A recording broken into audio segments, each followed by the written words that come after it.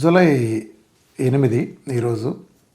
ఇవాళ కొంచెం నా జీవితంలో చాలా బాధాకరమైన రోజు. ఇవాళ మా అమ్మ వీరమాచినేని బేబీ సరోజిని గారు చనిపోయిన రోజు. నిజానికి మా అమ్మాళ్ళ నాన్నగారి పేరు కోగంటి రామకృష్ణ గారు. ఆయన చనిపోయిన 10 నెలలకు నేను పుట్టాను. ఆయనకి ఆవిడ 8 మంది ఆడపిల్లలు చనిపోయిన పుట్టిన మిగిలింది ఆవిడ. చాలా అల్లారముద్దుగా పెంచుకునేవాళ్ళు. వాళ్ళ నాన్నగారి మీద ఇష్టంతో నాకు ఆయన పేరు కోగంటి రామకృష్ణ గారు కాబట్టి నాకు రామకృష్ణని పెట్టారు ఆ పేరు. 2018 అనుకుంటా. నేను ఆ రోజు హైదరాబాదు మీటింగ్లో ఉన్నాను. అంత ముందు రోజు హైటెక్స్లో నాది ప్రోగ్రామ్ ఒకటి జరిగింది. పుస్తకావిష్కరణ యాప్ది. శాంతాపేట వరప్రసాద్ రెడ్డి గారు, డాక్టర్ కాకల సుబ్బారావు, విజయ్ దేవరకొండ, ఇట్లా చాలామంది వచ్చారు. కళామందిర్ వాళ్ళు చేశారు ప్రోగ్రామ్ అంతా. చాలా బాగా జరిగింది. అమ్మ ఆ రోజు నైట్ నన్ను టీవీలో అన్ని టీవీ ఛానల్లో లైవ్ ఇచ్చారు. నా ప్రోగ్రామ్ మీటింగ్ అదంతా చూసింది చాలా హ్యాపీగా. అయితే నిదట్లోనే సెకండ్ స్ట్రోక్ వచ్చింది. యాక్చువల్గా తనకి కార్డియాక్ రిస్క్ ఉంది. వాళ్ళ ఫ్యామిలీలో కొంచెం ఇది ఉండేది. వాళ్ళ బ్రదర్స్ వాళ్ళు కూడా చిన్నతనంలో చనిపోయారు. వాళ్ళ మేనగోడలు కానీ వీళ్ళంతా. తనకు కూడా కార్డియాక్ రిస్క్, అంతకుముందు స్ట్రోక్ వచ్చింది. సెకండ్ స్ట్రోక్కి ఒక్కతే ఉంటాం. మేము ఎవరో దగ్గర లేకపోయాం. తన విలేజ్లోనే ఉండేది, మా దగ్గర కూడా ఎక్కువ ఉండేది కాదు. ఆ ఇల్లు బాగా ఇష్టంగా ఉండేది. రాత్రి 2 గంటలప్పుడు 2-3 అవుతుంది తెల్లారుజాన ప్రాంతాల్లో నాకు ఫోన్ చేసి ఫోన్లోనే మాట్లాడతా, అర్థమైందయ్యా నాకు టైం అయిపోయిందని మాతో మాట్లాడతానే నేను లోపు రెండో ఫోన్లో ట్రై చేయటం, చాలామంది డాక్టర్లకి, మా ఊళ్ళో బంధువులకి అందరికీ ట్రై చేయటం చేసిన ప్రయత్నం వర్షం పడుతుంది. ఆ రోజున అవ్వలేదు. పక్కన ట్యాబ్లెట్ ఉంది, అది వేసుకుంటే సర్వైవ్ అయ్యి ఉండేది. ఎప్పుడు మంచం దగ్గర ఉంచుకునే ఆవిడ కొంచెం దూరాన్ని టీవీ దగ్గర పెట్టింది. పల్లెటూరులో అంతా ఒక్కళ్ళే ఉంటారు కదా. వేరే మా తాతగారు వాళ్ళ ఫోన్ చేసిన వాళ్ళు వెళ్ళినా ఆ పెద్ద పెద్ద తలుపుల్ని వాళ్ళు కొట్టలేకపోయారు. ఈలోపు మా బంధువులు వెళ్ళి తలుపులు బద్దలు కొట్టేటప్పటికే మాతో మాట్లాడతానే జాగ్రత్తలు చెప్పి నాతోనూ మా వైఫ్తోనూ జాగ్రత్తలు చెప్తే చనిపోయారు. Second stroke. ఆవిడ్ని నిజానికి నేను నడవలేని స్టేజ్ నుంచి దాదాపు ఒక 29 కిలోలు తగ్గి నా డైట్ చేసిన ఫస్ట్ మహిళ ఆవిడ. ఆవిడ మీద చాలా ఎక్స్పెరిమెంట్స్ చేశాను. చాలా ఎక్స్పెరిమెంట్స్. నా డైట్ బిగినింగ్లో నేను అమ్మని అడిగాను, అమ్మ నేనంటే బరువు తగ్గినా కానీ మామూలుగా ఏమంటారంటే వీడు గుంటూరు దాకా సైకిల్ వేసుకెళ్తాడు, కృష్ణానది ఇటు నుంచి స్విమ్మింగ్లు కొడతాడు, అది తగ్గటంలో పెద్ద విషయం ఉంది అనసు. తను ముందు స్ట్రోక్ వచ్చినప్పటి నుంచి బాత్రూమ్కి వెళ్ళాలని ఇద్దరు జతగా దగ్గరుండి తీసుకెళ్లే సిచ్యువేషన్ అండి. నడవలేకపోయేది. మోకాళ్ళ నొప్పులు కంప్లీట్. మా వెంకటరమణ గారు అయితే 2 మోకాళ్ళు రీప్లేస్ చేయాలనేవాళ్ళు. మా అమ్మ కొంచెం భయంతో చేయించుకోలేదు. అక్కడి నుంచి మన డైట్ ఫస్ట్ చేయించిన తర్వాత 28 కిలోలు తగ్గింది. రొమటైడ్ ఆర్థరైటిస్ ఉండేది, కంప్లీట్ పోయింది. మార్చాల్సిన అవసరం కూడా లేకుండా జస్ట్ 1-2 అడుగులు వేయలేని ఆవిడ పక్క ఊరు కూడా నడిచెళ్ళే స్టేజ్కి వచ్చింది. ఆల్మోస్ట్ 30 ఏళ్ల తర్వాత ఏమో ఒంగును ముగ్గేయటం. అసలు బంధువులంతా గుర్తు కూడా పట్టలేకపోయారు. అసలు ఆవిడని చూడటానికి వచ్చేవాళ్ళంతా చాలామంది. నన్ను కలవటానికి అవకాశం లేని వాళ్ళంతా కూడా అమ్మను కలిసి మాకు ఇలా తగ్గింది మీ అబ్బాయి మూలనని చెప్పేవాళ్ళు. నిజానికి నేను ఇలాంటి వ్యక్తిత్వం నాకు రూపుదిద్దుకోవడంలో మా అమ్మ నాకు పూర్తిగా రోల్ మోడల్ ఉందంటే ఈ ప్రపంచంలో నాకు అత్యంత ఇది ఎవరంటే అమ్మనే చెప్పాలి. నా చిన్నతనం నుంచి నేను ఇన్ని పుస్తకాలు విపరీతంగా చదవటానికి మా అమ్మే కారణం. కూర్చోబెట్టి మొత్తం అంతా వివరంగా చెప్పేది. నాకు గుర్తుండే ఒక్క మందలింపు కూడా లేదు ఆవిడ దగ్గర నుంచి. ఏనాడు ఎంత దూకి మేము ఎంత అల్లరి చేసినా, డాబా నుంచి కింద మంచం మీద దూకితే మంచం విరిగిపోయేది అనుకోండి, ఏమనేది కాదు. అసలు ఎవరినేమనేది కాదు. ఊళ్ళో పిల్లలందరూ కూడా మా ఇంటి దగ్గర ఉండటానికి ఇష్టపడేవాళ్ళు చిన్నప్పుడు. ఎందుకంటే మిగిలిన పిల్లలు అల్లరి చేసినప్పుడు ఏమైనా మంచాలు కొంచాలు ఎరగొట్టినా, కుర్చీలు ఎరగొట్టినా, లేదా గోడలు దూకినా, పెద్ద కేకలు పెట్టినా వాళ్ళ ఇంటి దగ్గర కేకలేసేవాళ్ళు. మా ఇంటి దగ్గర మా అమ్మ మాత్రం అసలు ఎవరెన్ని చేసినా, నా ఫ్రెండ్స్ కానీ ఏమనేది కాదు. అసలు నాకు ఒక్కసారి కూడా గుర్తులేదు మా అమ్మ మందలించడం కానీ తిట్టడం కానీ. అంటే ప్రోత్సహించి స్వేచ్ఛ ఇచ్చేది. అట్లనే కాలేజీలో ఉన్నప్పుడు కానీ ఇప్పుడు కానీ నేను ఇండిపెండెంట్ భావాలతో ఉన్నా, దాన్ని ఎంకరేజ్ చేయటం. నేను అన్యాయం అయితే తిరగబడితే ఒకసారి అటువంటి మర్డర్ కేసులు ఉండాల్సి వచ్చేది. నన్ను వేసేటానికి తిరుగుతూ ఉండేవాళ్ళు. అప్పుడు వచ్చి ఎందుకమ్మా వీడు గోలని చెప్పి మా నాన్నగారి దగ్గర వాళ్ళ దగ్గర చెప్పినా మావాడు తప్పు చేయడం చెప్పేది తప్ప నన్ను వెళ్ళొద్దు, గొడవలు మనకెందుకు, మన ఏదో చేస్తారు, లేదా వాళ్ళు కొడతారు, లేదా ఇవన్నీ అసలు ఇప్పుడు చెప్పలేదు. అసలు నా విషయాల్లో అలా కలగజేసుకోలేదు ఆవిడ. చిన్నప్పటి నుంచి స్వేచ్ఛ ఇవ్వడంతో భాష కూడా నాకు బాగా రావటం కారణం కూడా మా అమ్మ చాలా హెల్ప్. ఎందుకంటే పుస్తకాల్లో అన్నీ చాలా వివరించి చెప్పేది. ఇప్పుడు నా వెనకమాల ఉండే పుస్తకాలు అమ్మకి మామూలుగా చాలా ఇష్టం. నాన్నగారు చనిపోయిన దగ్గర నుంచి నేను అమ్మ కోసం ప్రతి శనివారం ఆదివారం హరిహర బ్రహ్మాలు దిగినా సరే, వాన వచ్చినా వరద వచ్చినా పిల్లలతో సహా అమ్మ దగ్గర ఉండేవాడిని మా విలేజ్లో, విజయవాడ నుంచి వెళ్ళి. అలాంటిది చూడండి, నా వెనకమాల కనిపించే పుస్తకాలన్నీ కూడా నేను అమ్మ కోసం కొన్నాయి. మీ ఇద్దరం పుస్తకాల గురించి చాలా మాట్లాడుకునేవాడు. ఏ నవలు వచ్చినా ఇది ఇవ్వటం, మళ్ళీ పాతయన్నీ మాదిరెడ్డి, ఎండమూరి, మధుబాబు అందరి ఇది చదవటం పుస్తకాలు ఇవన్నీ. నాకు మళ్ళీ మా అమ్మ కూడా కృష్ణ గారి ఫ్యాన్సే. కృష్ణ గారి సినిమాలు అంటే చాలా పాత టీవీలో చూసిన మీ ఇద్దరం చాలా మాట్లాడుకుంటూ చూసేవాడు. ఈ పుస్తకాలన్నీ అమ్మ కోసమే. అంటే అసలు వెళ్ళినప్పుడల్లా ఇంత గుట్ట తీసుకెళ్ళేవాడిని కొత్త పుస్తకాలన్నీ. దాన్ని నేను వెళ్ళేటప్పుడు చదివేసి ఉంచేది. అట్లా ఆ తర్వాత నేను చదవటం, బాగున్నాయి నాకు చెప్పి ఇది గ్యారంటీ చదువునానని చెప్పి నేను బిజీగా ఉన్నా ఖచ్చితంగా నేను టప్లు అయిపోయేసేవాడిని. ఇద్దరం కూర్చున్నామంటే రోజులో 5-6 నవలు తీసేసేవాళ్ళం. ఇలా ఏంటంటే ఒక స్ఫూర్తిలాగా చేసింది. నేను మద్రాసులో సీఏ చదువుతున్నప్పుడు ఆ వయసులో కూడా ఆవిడ, అప్పట్లో టీవీలో రామాయణం, భారత సీరియల్ వచ్చాయి, హిందీలో వచ్చాయి. మా ఇంటి దగ్గర టీవీ ఉండేది. మా నాన్నగారు కొన్ని దశాబ్దాలు సర్పంచే చేశారు.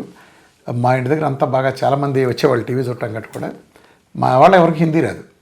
అందుకని మా నాన్నగారికి హిందీ నేర్చుకున్న బద్దకం వేసి మా అమ్మకి హిందీ మాస్టర్ని పెట్టి హిందీ నేర్పించారు ట్రాన్స్లేషన్ కోసం. ఎంత బాగా నేర్చుకుందంటే ఆవిడ హిందీ ఎగ్జామ్స్ కూడా రాసి, రాష్ట్ర వరకునో సంథింగ్, నాకు ఆ పేర్లు సరిగ్గా తెలియదు, ఎగ్జామ్స్ కూడా రాసి పాస్ అయింది. ఇదేంటి ఇంత అనారోగ్యంగా ఉండే పెద్ద ఆవిడ ఆ వయసులో వెళ్ళి రాయటం ఏంటని బంధువుల్లోనూ చాలామంది అవ్వారు. అయినా ఆవిడ లెక్క చేయలే.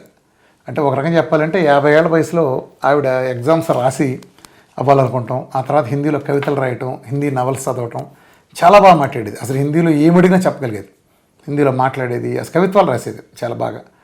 అంటే అంత టాలెంటెడ్.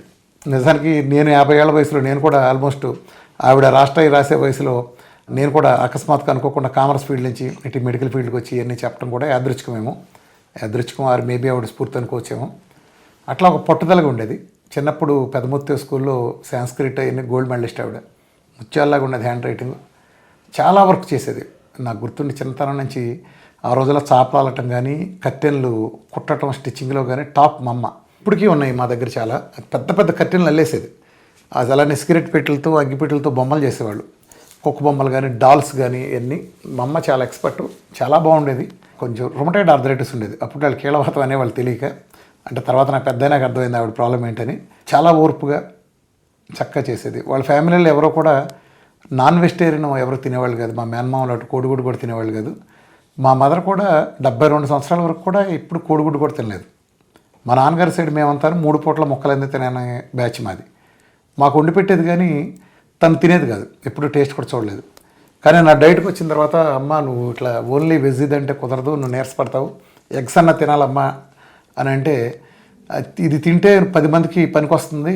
అంటే నేను ఫస్ట్ ఉమ్మన్గా నీ మీద ఎక్స్పెరిమెంట్ చేస్తున్నానని చెప్తే, ఫస్ట్ టైం అండి 72 సంవత్సరాల వయసులో, అంటే మీరు పెద్ద సాక్రిఫైస్ అనుకోపోవచ్చు కానీ 72 ఏళ్ల పాటు కోడిగుడ్డు కూడా తిన్న ఆవిడ, నేను చెప్తే పబ్లిక్ మంచిదని నేను అడిగానని ఆవిడ ఎగ్స్ తిన్నారు. అంటే డైట్ కోసం ఫస్ట్ టైం.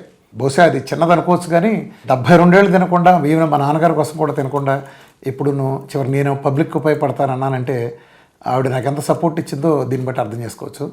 అట్లానే మా నాన్నగారు చనిపోయినప్పుడు కూడా కళ్ళు డొనేట్ చేసి బాడీ మెడికల్ కాలేజ్కి ఇచ్చేసాం. అప్పట్లో మా బంధువులు వాళ్ళు కొంతమంది గొడవ చేశారు, శరీరం ఇవ్వటం ఏంటి, హాస్పిటల్లో పెట్టేది కోయటం ఏంటి, అది ఇది మనం దహన సంస్కారాలు చేయాలి, తగలబెట్టాలని. అప్పుడు మా మదర్ సపోర్ట్ ఉంది. తర్వాత నా భావాలు గమనించి నేను చచ్చిపోయినతో కూడా నా బాడీ మెడికల్ కాలేజ్కి ఇవ్వాలి, నా రామకృష్ణ భావాలకు అనుగుణంగానే ముందుగానే అట్లా డాక్యుమెంట్ రాసింది. ఆ ప్రకారం నాన్నగారిని ఇచ్చిన పిన్ననేని మెడికల్ కాలేజీకే ఆవిడ కూడా పార్థివ దేహాన్ని డాక్టర్లు కోర్సు నేర్చుకోవడం కోసం ఇచ్చాను. అప్పట్లో కొంతమంది మా అమ్మని, సరే నాన్నగారు అంటే జెంట్స్ కాబట్టి ఇచ్చారు, లేడీస్ని ఎలా ఇస్తారు, లేడీస్ ఇస్తే రేపు బట్టలై తీసేస్తారు ఇదంతా అంటే, అమ్మ అనేది చచ్చిపోయినాక ఇంకా బట్టలు తీయటువంటి ఇదంతా ఏంటి, డాక్టర్లు నేర్చుకుంటారు కదా, అన్ని మగాళ్ళ సేవలు ఇస్తే ఆడాళ్ళ సేవలు కూడా ఇవ్వాలి కదా అని అనేది పట్టుదలగా. అంటే నాకు ప్రతి క్షణం ఎంత సపోర్ట్గా ఉందంటే మా అమ్మ అంత ఉండేది. కాలేజీలో అట్లా నేను గొడవపడి వచ్చినప్పుడు, అంటే నా గురించి కాదు, ఎవరో తప్పు చేశారంటే ముందు వార్నింగ్ ఇచ్చేవాళ్ళు, లేకపోతే కొంచెం బాగా అయ్యేది. ఆల్మోస్ట్ కాళ్ళు చేతులు తీసినంత పని చేసేవాడిని. అంటే ఆడపిల్లలు ఏమైనా కొట్టినా చేసినా నేను తీవ్రంగా వైల్డ్గా రియాక్ట్ అయ్యేవాడిని అప్పట్లో. ఆ వేడేదంతా ఆ పోరాటం అనేది నా గురించి తెలిసిన వాళ్ళందరికీ తెలుసు. నేను చివరి వరకు ఇదే కాదు, ఏది చిన్నది తిరిగినా నాది ఫైటింగ్ నేచర్ ఫస్ట్ నుంచి అని. రోడ్డు మీద కళ్ళదరగా నన్ను ఏం జరుగుతానో చూసారు ఊరికిన బాపత కాదు నాది.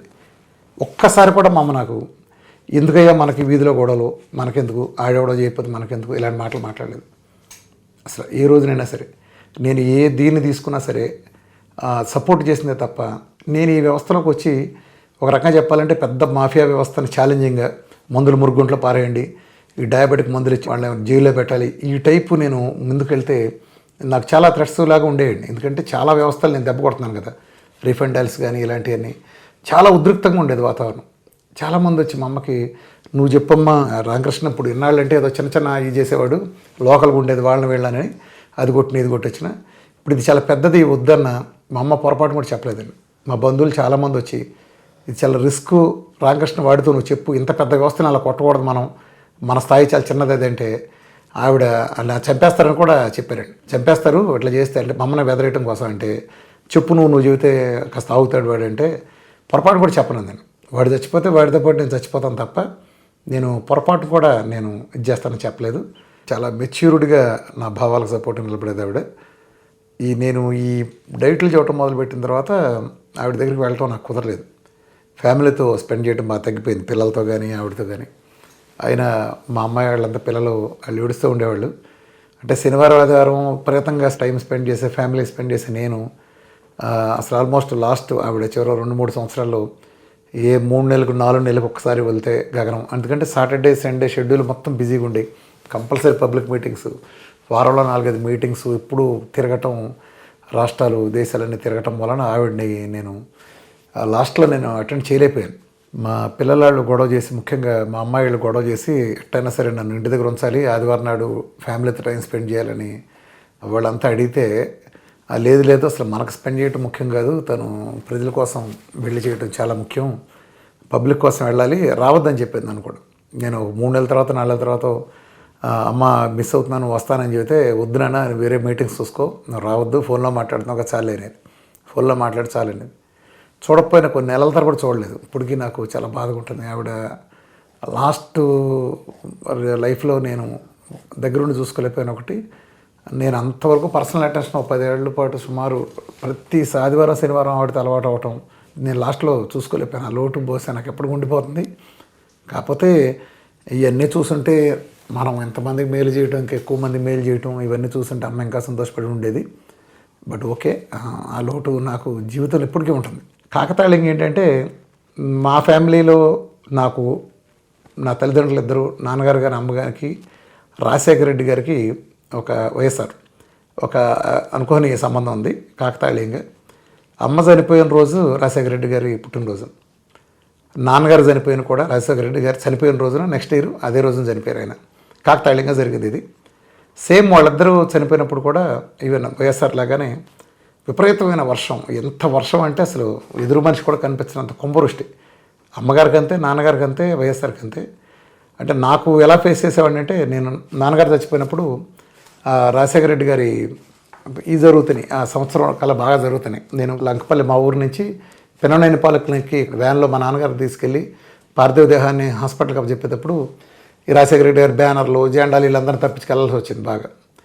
సేమ్ అదే మళ్ళీ అదే వర్షం, అదే దీనికి మా అమ్మగారు కూడా విపరీతమైన వర్షం, కుంభవృష్టి, అసలు ఎవరు పక్కన ఇంటి కూడా రాలేనంత కుంభవృష్టి. అదే వర్షంలో అమ్మని తీసుకెళ్ళి అట్లానే అప్పచెప్పాము. అదే రాజశేఖర రెడ్డి అభిమానులు, అలానే అంత కాకతాళీగా. అట్లానే అమ్మ ఆ రోజు చాలా సంతోషంగా మాట్లాడింది నాతో. చనిపోయే ముందు రోజు డాక్టర్ కాకర సుబ్బారావు గారు పెదముత్తేవులో ఆ మా అమ్మకి సీనియర్, ఆ మా అమ్మకి చాలా ఇష్టం ఆయన అంటే. ఆయన ఆ రోజు నన్ను చాలా అభినందనపూర్వకంగా మాట్లాడటం అన్ని ఛానళ్ళలో లైవ్లో చూసినప్పుడు చాలా సంతోషపడి నాతో మాట్లాడిపోయింది. మాట్లాడిన తర్వాత అమ్మ నేను తర్వాత మాట్లాడతాను అన్నాను. తర్వాత ఏకంగా 2:30-3 ప్రాంతాల్లో నాతో మాట్లాడితేనే చనిపోయింది. నేను నిజం చెప్పాలంటే అంతంత మీటింగ్లు మాట్లాడే నాకు ఆ రోజు నేను మా మిత్రుడు రామకృష్ణ గారైనా వాళ్ళ ఇంట్లో ఉన్నాను, నేను మా వైఫ్ హైదరాబాద్లో. ఆ మీటింగ్ తర్వాత ఆ రోజు సీఎం రమేష్ గారి ఇంటి దగ్గర భోజనానికి వెళ్ళి వచ్చిన తర్వాత వాళ్ళ ఇంటి దగ్గర ఉన్నాను రాత్రి. చాలా షాక్, నాకైతే నోట్లోంచి మాట పడిపోయింది. ఆ రోజు చాలాసేపు నోట్లోంచి రాలేదు. అప్పుడు ఆ రోజు ఒక పక్కన కళ్ళుది అప్పచెప్పాలి, అమ్మ కోరిక ప్రకారం కళ్ళు ఇవ్వాలి, బాడీ మెడికల్ కాలేజ్కి ఇవ్వాలి. మరుసటి రోజు ఆదివారం కుంభవృష్టి, బయట అసలు కద్దే పరిస్థితి లేదంటే అప్పుడు సిటీ కార్డియాక్ రమేష్ గారితో ఆయన, డాక్టర్ రమణమూర్తి అన్నయ్య, వాళ్ళిద్దరికి ధన్యవాదాలు. వాళ్ళిద్దరూ డాక్టర్ వెంకటరమణ గారు, మెయిన్ రమేష్ గారు వెంటనే అంబులెన్స్ పంపించి ఐసీ డాక్టర్ అది మాట్లాడి వాళ్ళు సమరం గారంతా శంకర్ నేత్రాలకి ఇచ్చాం. ఆ తర్వాత పార్థివ దేహాన్ని పిననేనిలో ఇచ్చాం. ఆ రకంగా ఇవాళ కాకతాళీయంగా ఇది చేయటం. ఆ ఆదివారం జరగటం, నెక్స్ట్ ఆదివారం నాకు కర్నూలులో నేను పబ్లిక్ మీటింగ్కి వెళ్ళాల్సి వచ్చింది. చాలా పెద్ద పబ్లిక్ మీటింగ్, వర్షం పడుతున్నా కానీ సరే వాళ్ళంతా ఆర్గనైజర్స్ క్యాన్సిల్ చేద్దామన్నా నేను అమ్మకు మాట ఇచ్చాను, నా లైఫ్ వరకు కంప్లీట్ నేను ఇది చేస్తానని. నెక్స్ట్ కూడా నేను అమ్మ ఇచ్చిన ధైర్యం తెచ్చుకుని కర్నూలు మీటింగ్కి వెళ్ళాను. హ్యూజ్ గ్యాదరింగ్ అక్కడ కూడా. సరే మీడియాలో ఏదో ఎంత జరుగుతున్నా ఆ మీడియాలో ఏదో కుట్రలో వీడిపోయాడంట, ఖర్చు అయిపోతారంటే ఏదో చేసినా ఇన్ని చేయగలిగాం. కానీ అప్పటి నుంచి ఆవిడ మర్చిపోవటం నాకు సాధ్యపడదు. ఎందుకంటే మనకి ఏ విజయం సాధించినా కష్టమైన సుఖమైన ముందు గుర్తొచ్చేది ఆవిడే.